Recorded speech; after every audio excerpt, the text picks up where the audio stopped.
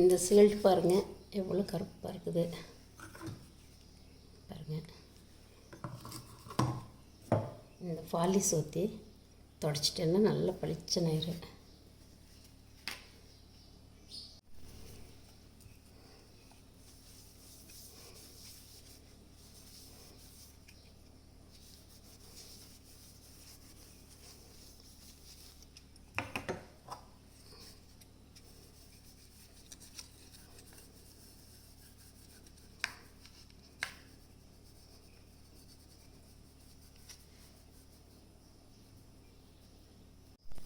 இந்த கப்பு பாருங்கள் எவ்வளோ கருப்பாக இருக்குது.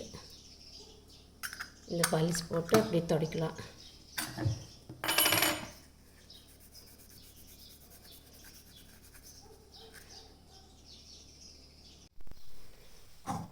பாருங்கள் எப்படி பளிச்சுன்னு ஆயிடுச்சுன்னு சொல்லி. பாருங்கள் இப்படி பளிச்சுன்னு ஆயிடுச்சு.